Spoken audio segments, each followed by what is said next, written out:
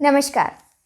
आज हम बात करेंगे श्रीमद् भगवद गीता जी के दूसरे अध्याय के 61वें श्लोक की। 60वें श्लोक में श्री कृष्ण ने बताया था कि रस बुद्धि रहने से क्या आपत्ति है। उन्होंने बताया कि जब तक रस बुद्धि रहती है तब तक स्थित प्रज्ञ नहीं हो सकता, व्यक्ति स्थिर बुद्धि वाला नहीं हो सकता। इस 61वें श्लोक में वो उपाय बताते हैं कि रस बुद्धि से निवृत्त होकर व्यक्ति इंद्रियों को कैसे वश में कर सकता है और कैसे स्थिर बुद्धि हो सकता है। तो भगवान श्री कृष्ण अर्जुन से कहते हैं, तानि सर्वाणि संयम्य युक्त आसीत् मत्पर वशे हि यस्येन्द्रियाणि तस्य प्रज्ञा प्रतिष्ठिता। जैसे आपने श्लोक में देखा, इसका अर्थ है श्री कृष्ण अर्जुन से यही कह रहे हैं कि स्थिर बुद्धि कैसे हो, रस बुद्धि से निवृत्त कैसे हो। तो वो अर्जुन से कहते हैं कि जो कर्म योगी साधक है वो अपनी सारी इंद्रियों को वश में करके मेरे परायण होकर बैठ जाए, मेरे परायण हो जाए। मत परय पद का प्रयोग हुआ है जिसका अर्थ है मेरे परायण हो जाए। तब उसकी जो इंद्रियां विषयों से हटी हैं वो रस से भी निवृत्त हो जाएगी और इस ऐसा इंद्रियों को वश में करने वाला व्यक्ति ही स्थित प्रज्ञ हो जाएगा, स्थिर बुद्धि वाला हो जाएगा। यहाँ पर मत परय शब्द पद का प्रयोग बहुत महत्वपूर्ण है। मेरे परायण हो जाओ, यही श्री कृष्ण कहते हैं। देखा जाए तो कर्म योगी को यह क्यों कह रहे हैं? क्योंकि जो कर्म योगी होता है उसमें तो कर्म की प्रधानता होती है। वो जो भी कार्य करता है कर्म को प्रधानता रखकर, कर्म को देखते हुए करता है, अपना कर्तव्य का निर्वहन करता है। परंतु उसमें फिर यह बात आती है कि यह कार्य मैं कर रहा हूँ और ये अहम आ जाता है। इसलिए कर्म योगी को भी श्री कृष्ण ने ये कहा कि जो भी तू कर्म कर रहा है तू भी अपनी इंद्रियों को वश में करके मेरे परायण हो जा।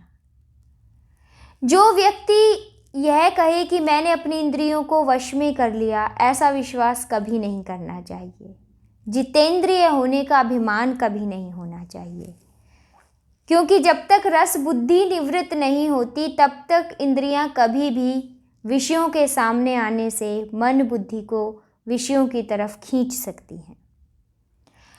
व्यक्ति जब यह प्रयत्न करता है कि वह अपनी इंद्रियों को वश में कर ले और वो इसमें सफल भी हो जाता है, तो उसमें एक अहमता का भाव होता है कि मैंने किया, मैंने अपनी इंद्रियों को वश में कर लिया, मैं जितेंद्र हो गया हूँ, मैं का भाव आ जाता है।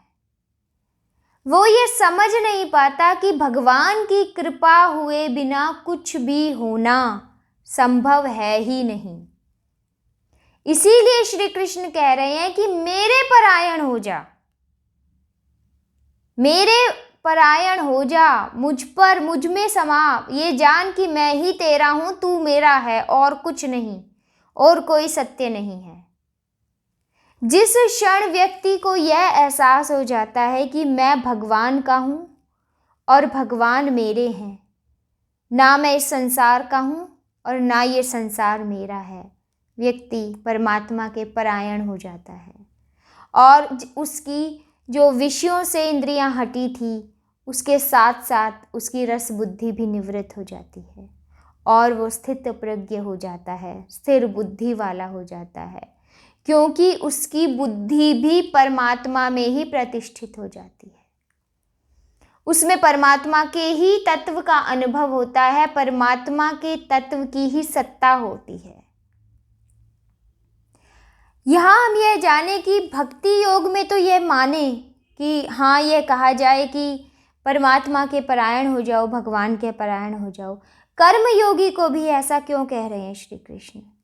ऐसा इसलिए कह रहे हैं कि मानव यह भूल जाता है कि मानव जन्म लेना, साधन में अपनी आस्था होना, साधन के प्रति अपना कार्य करना, साधक बनना, सिद्ध बनना, ये मनुष्य के बस की बात नहीं है।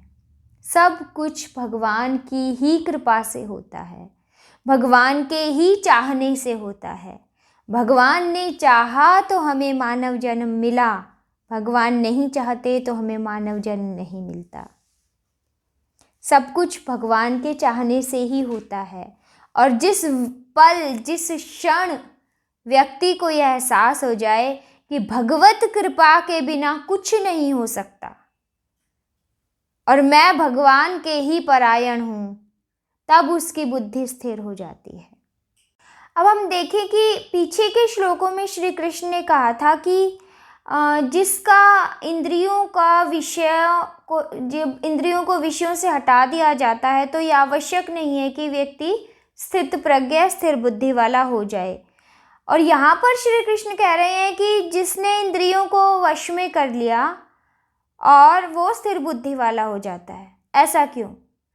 क्योंकि पीछे के श्लोकों में जब श्री कृष्ण यह कहते हैं कि निराहारी भी हो जाए, अर्थात इंद्रियों को पूरी तरह से, विषयों को इंद्रियों से हटा भी दे, तो भी उसके रस बुद्धि रह जाती है, वो निवृत्त नहीं हो पाती, इसलिए व्यक्ति स्थिर बुद्धि वाला नहीं हो पाता। परंतु यदि व्यक्ति अपने आप को मेरे परायण कर दे, अपनी इंद्रियों को वश में करके विषयों से निवृत्त होकर मेरे परायण हो जाता है, तो वह रस बुद्धि से भी निवृत्त हो जाता है और फिर हम उसे स्थिर बुद्धि वाला अर्थात स्थित प्रज्ञ कह सकते हैं। और आगे इस विषय में श्री कृष्ण क्या कहते हैं वो हम आगे के श्लोकों में पढ़ेंगे, उसकी व्याख्या करेंगे। तब तक आप श्रीमद् भगवद गीता अवश्य पढ़िए। जय श्री कृष्ण।